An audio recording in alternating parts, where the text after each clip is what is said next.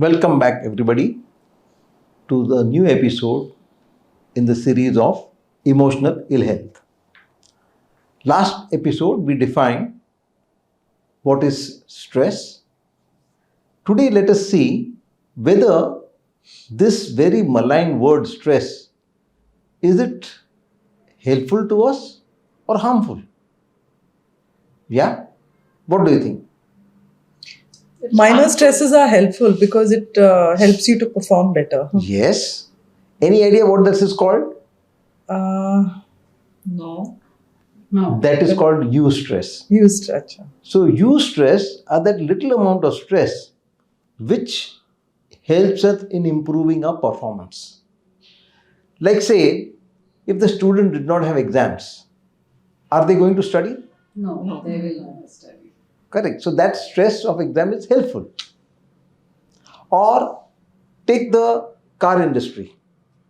Earlier, there were 3 companies which manufactured cars, and whatever they made was sold. But when the foreign companies started bringing their cars here, these 3 were closed down. Why? Because they did not have any competition, there was no improvement, and they couldn't stand before better models available now. Or take 2 types of companies, the private sector and the public sector. In the private sector, the boss is keeping an eye on everybody.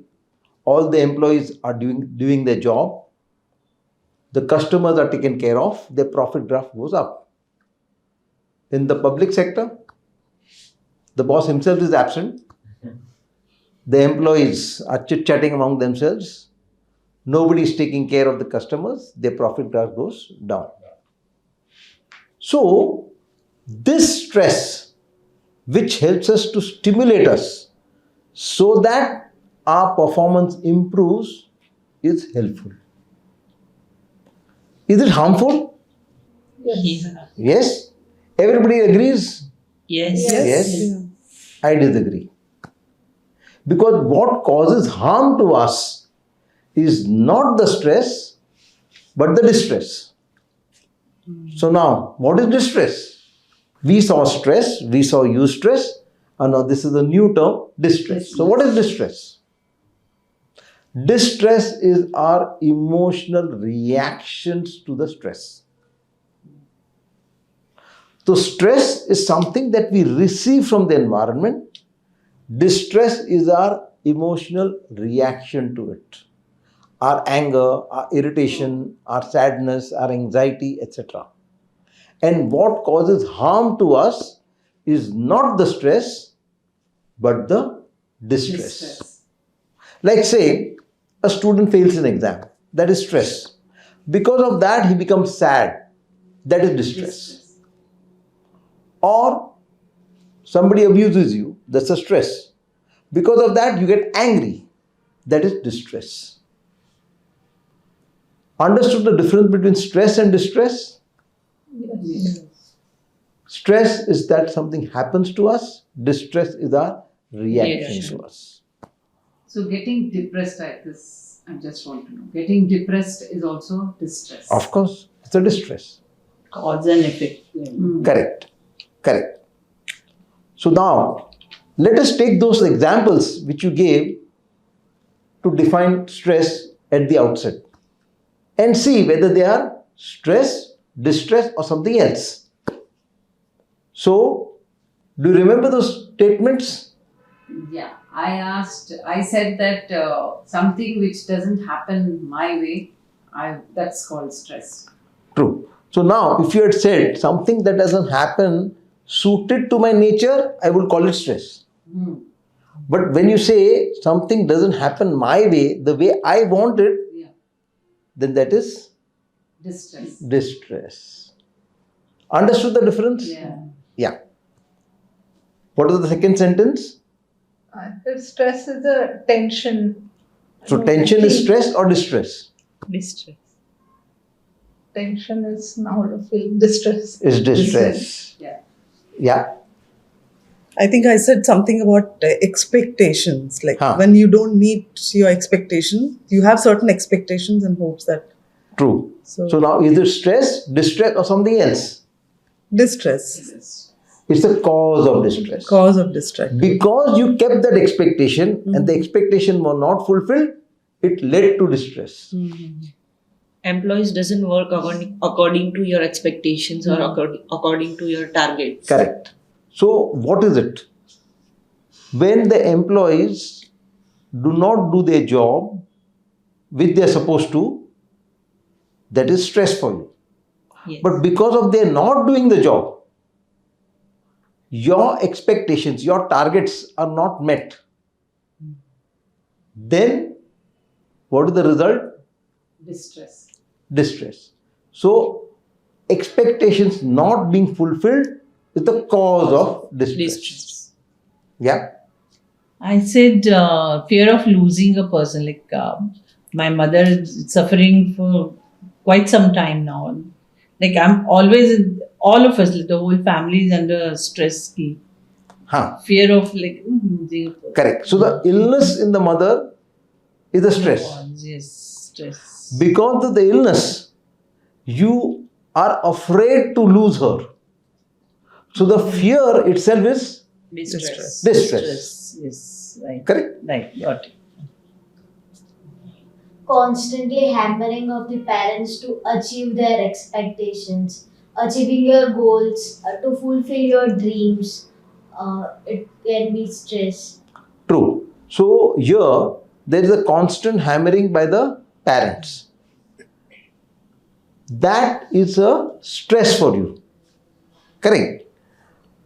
Whether you react to that stress or not would be the distress. So when they hammer, what is your reaction? Sometimes angry or That anger is the distress.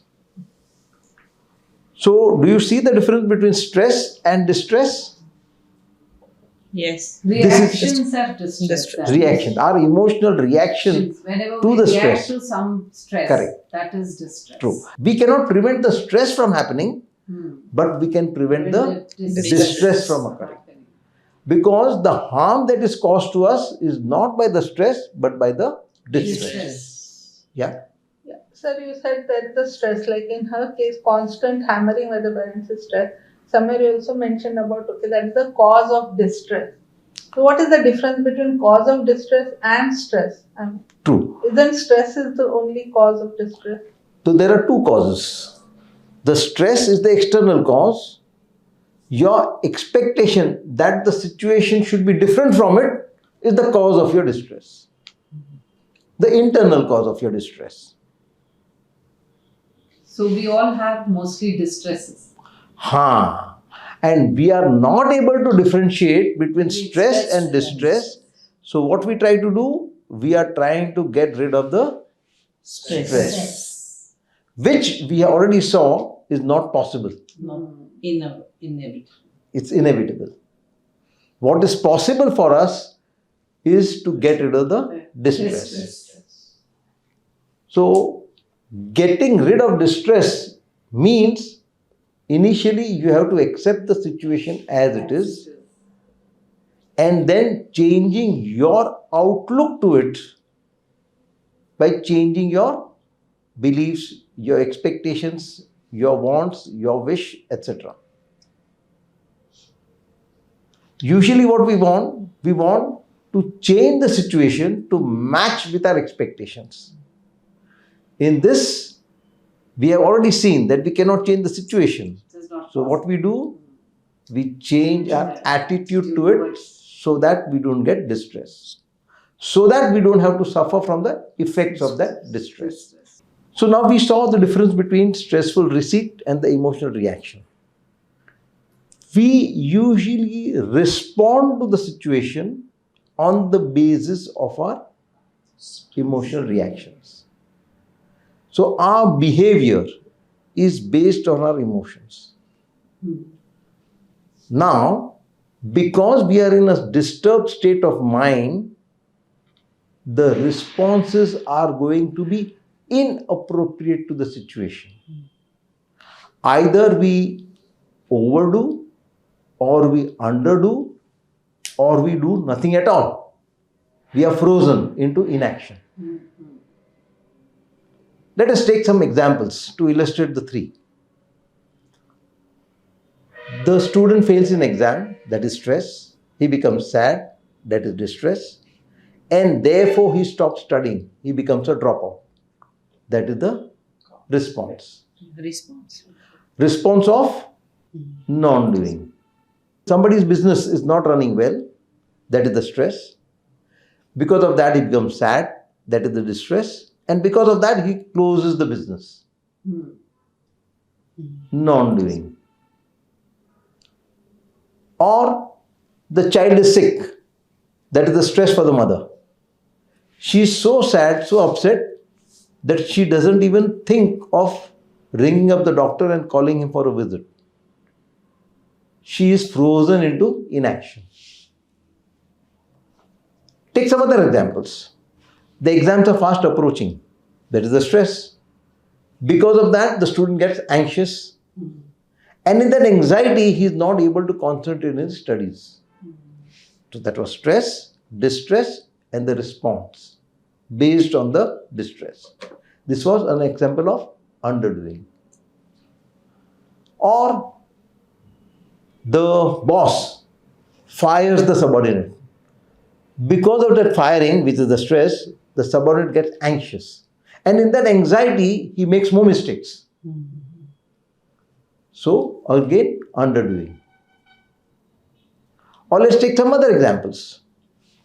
The child fails in exam and that angers the parents.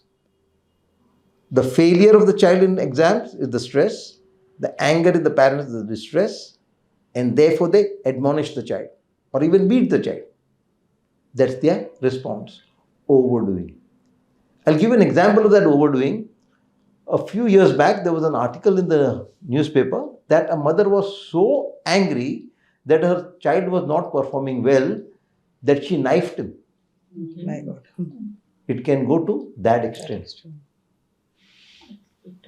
Or the subordinate is performing well and that angers the employer, and in that anger, he scolds the employee. Stress, distress, and response. This is over-response. As a result of the scolding, the employee may leave the job and the boss is left in the lurch.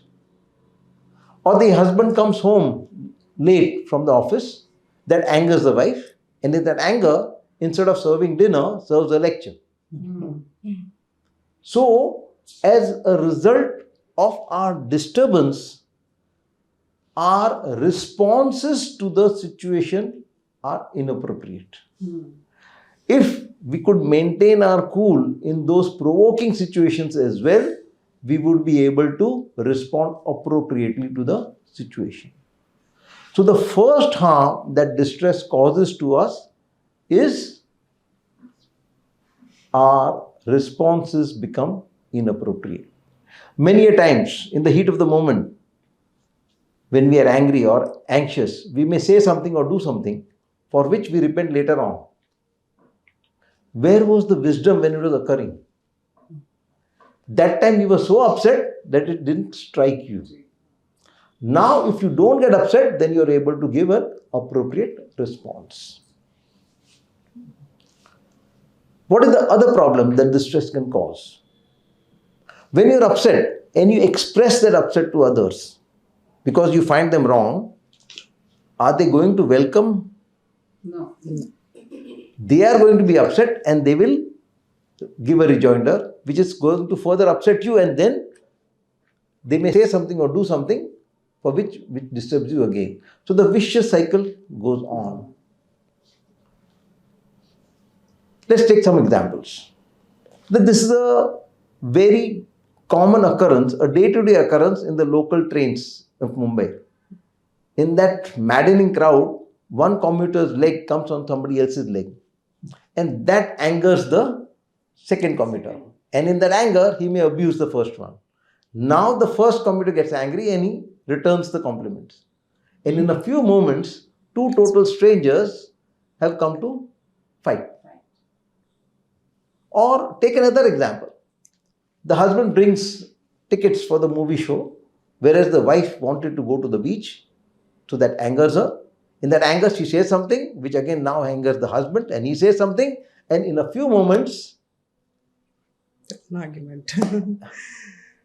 and the movie tickets are torn off. Don't know. Or the wife wants the husband to accompany her for shopping, whereas he wants to watch the cricket match on the TV and get angry. In that anger, he says something which again upsets the wife, and now she says something, and again the same result. Like the child also, her example. Yes. She was saying, like, True. parents are nagging, True, and in that she has reacted saying that True. angry, True. frustrated, True. snapping. so that vicious circle leads to conflicts. Hmm. Like the parents are expecting the teacher to praise the child on the open day at school, Hmm. but the teacher is full of complaints about it, and that upsets the parents. And now they will admonish the child. They will hold the child responsible for their disturbance. So we find that when we are upset, we invite problems. What other problems can occur as a result of our upset, we shall see in the next episode.